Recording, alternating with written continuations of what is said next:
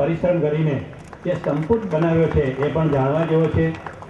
સંગીતકાર જયકિશનજીની સીડીઓ, સુંદર પુસ્તક, એમના ફોટાનું આલ્બમ, આ બધા સાથે એમણે જે સુંદર સંપુટ બનાવ્યો છે, કદાચ અત્યાર સુધીમાં આવું સ્વાગત કોઈએ કર્યું નહીં હશે. એ માટે પણ મગનભાઈને ખૂબ ખૂબ અભિનંદન.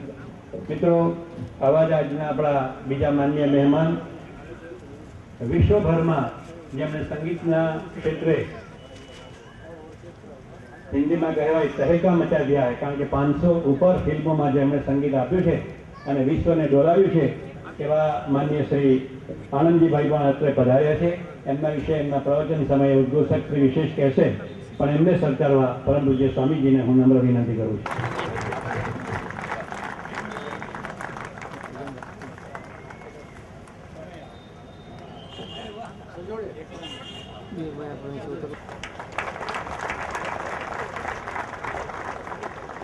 એમની સાથે એમના ધર્મપત્ની શ્રીમતી કાંતાબેન આનંદજીભાઈ પણ પધાર્યા છે. સંગીતના 7 સુરો શ્રી આનંદજીભાઈ જ્યારે બજાવતા હશે ત્યારે સતત સાથ અને સહકાર જેમણે આપ્યો છે એવા માન્ય કાંતારમાં પરમાત્મા પર વિશ્વાસ, અથાગ પરિશ્રમ અને કામ પ્રત્યે સમર્પિતતાની ભાવના, અને જેમની ઓફિસમાં એક સુંદર બોર્ડ લગાવ્યું છે કે તમે નિષ્ફળ કેમ જાઓ છો, એના નીચેના કારણો હોઈ શકે. આ કારણો શોધીને જો તમે પરિશ્રમ કરશો તો ઝીરોમાંથી હીરો બની શકશો. અને જેમણે બની બતાવ્યું છે એટલું જ નહીં, પરંતુ ઝીરોમાંથી હીરો બનવા સાથે એક જે આકર્ષક બાબત છે તે એ છે કે જેમ જેમ તેઓ હીરો બનતા ગયા તેમ તેમ એમનામાં વિનમ્રતા આવતી ગઈ, જે એક સાચા વ્યક્તિની ઓળખ છે. એવા માન્ય શ્રી ગોવિંદભાઈ ધોળકિયા જેઓ આ સમારંભના પ્રમુખશ્રી છે. અને મને જણાવતા ખૂબ આનંદ થાય છે કે કદાચ હું જો નામાવલી વાંચું તો 20 મિનિટ એમાં નીકળી જાય. સુરતની અનેક સામાજિક, શૈક્ષણિક અને વૈદ્યકીય સંસ્થાઓમાં જેમણે લાખો રૂપિયાનો પોતાનો અમૂલ્ય સહકાર આપ્યો છે, અને પૂજ્ય સ્વામીજીના તેઓ અનન્ય એવા શિષ્ય છે, પ્રશંસક છે, અને એમના કાર્યક્રમમાં હંમેશા સાથ સહકાર આપવા જેવો તત્પર છે. એવા શ્રી ગોવિંદભાઈનો અમૂલ્ય સહકાર તન, મન અને ધનથી જો આજે આ સ્થળે ન બન્યો હોત તો કદાચ આપણો સમારંભ અધૂરો રહ્યો હોત. એવા શ્રી ગોવિંદભાઈ ધોળકિયાજીનું સ્વાગત કરવા માટે શ્રી પારસભાઈ શાહને નમ્ર વિનંતી. તો આટલો વિશાળ સમુદાય અને આટલી ઓછી ટાઈમ.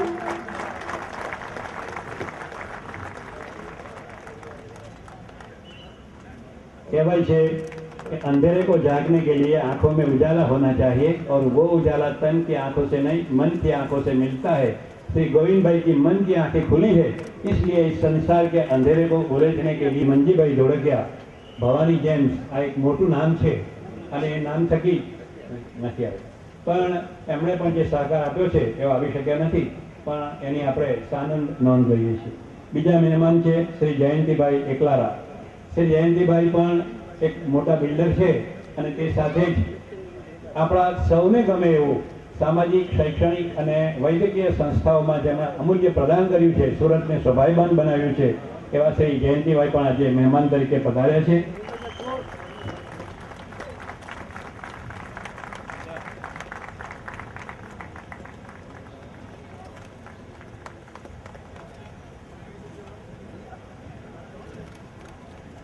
આભાર. મિત્રો, વાંસદામાં આવીને હું જો એમ કહું કે એક બાદશાહ આવ્યા છે તો તમે કહેશો કે અહીં તો એક જ મહારાજા સાહેબ છે, પરંતુ બાદશાહ નામથી ફક્ત સુરતમાં નહીં, ફક્ત સુરત જિલ્લામાં નહીં, નવસારી જિલ્લામાં નહીં, પણ ગુજરાતમાં અને ભારતમાં જેમને સૌ પ્રેમથી આવકારે છે એવા શ્રી લવજીભાઈ ડાલિયા જેઓ અગ્રણી બિલ્ડર છે, અને કેન્સર હોસ્પિટલમાં એમણે આપેલું પ્રદાન આસપાસના નહીં સમગ્ર ભારતના લોકોએ વખાણ્યું છે, અને જેમની સમર્પિતતાની ભાવના થકી આપણે સૌ એમને વંદન કરીએ છીએ. એવા શ્રી લવજીભાઈ ડાલિયાનું સ્વાગત કરવા શ્રી રાજેશભાઈ ગાંધીને વિનંતી. ભલે બધાયા શ્રી લવજીભાઈ, આપનું સ્વાગત છે.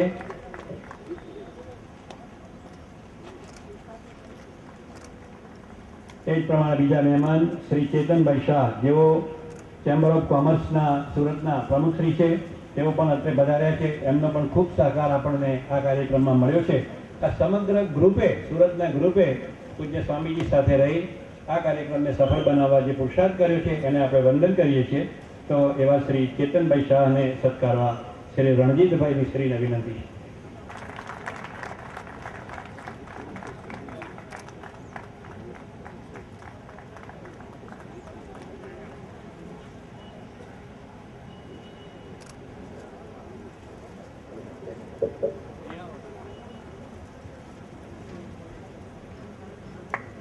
તે સાથે જ આજે ચિત્રલેખાના સિનિયર પત્રકાર જેઓ મુંબઈથી ખાસ પધાર્યા છે એવા શ્રી દેવાંશુભાઈ દેસાઈ પણ અત્રે પધાર્યા છે. એમને સત્કારવા આચાર્ય શ્રી મગનભાઈને વિનંતી. આપણા સૌનું ગૌરવ છે. બીજા મહેમાન આજના આપણા માનનીય ધારાસભ્ય શ્રી જેઓ સુરત વિસ્તારમાંથી ચૂંટાયેલા છે પરંતુ સમગ્ર ગુજરાતનું પ્રતિનિધિત્વ કરે છે એવા માનનીય શ્રી નાનુભાઈ વાનાણી, એમનું સ્વાગત કરવા શ્રી અનુપસિંહ સોલંકીને વિનંતી છે. શ્રી નાનુભાઈ વાનાણી.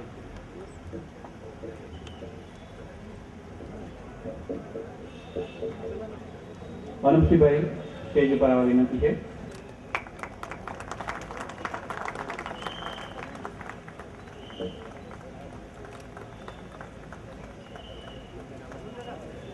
એમની સાથે જ બીજા ધારાસભ્ય શ્રી માન્ય શ્રી મહેન્દ્રભાઈ કતારગામવાળા પણ આવ્યા છે. અનુપસિંહભાઈને વિનંતી છે કે તેઓ શ્રી મહેન્દ્રભાઈને પણ સત્કારે. ધારાસભ્ય શ્રી મહેન્દ્રભાઈ કતારગામ સુધારો છે, સોરી, તેઓ કેન્સર હોસ્પિટલ એના પ્રમુખ શ્રી છે.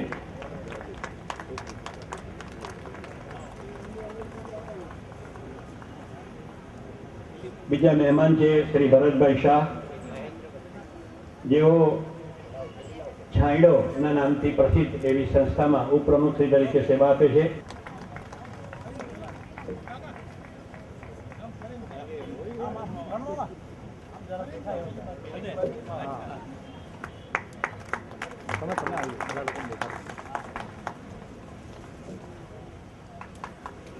મિત્રો, વાર્તા, નવલકથા, જીવન ચરિત્ર કે કોઈ પણ એવી બાબત કે જે સાહિત્યમાં સૌને પ્રિય છે એ લખીને જેમણે વર્ષોથી આપણને સૌને પ્રફુલ્લિત કર્યા છે એવા સુપ્રસિદ્ધ સાહિત્યકાર અમદાવાદથી માન્ય શ્રી રજનીકુમારભાઈ પંડ્યા પણ પધાર્યા છે. એમને સત્કારવા શ્રી કમલેશભાઈ કેવટને વિનંતી.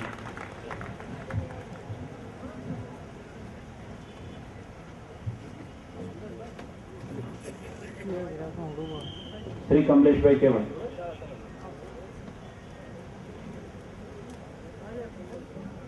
એમના પછી શ્રી ત્રંબકભાઈ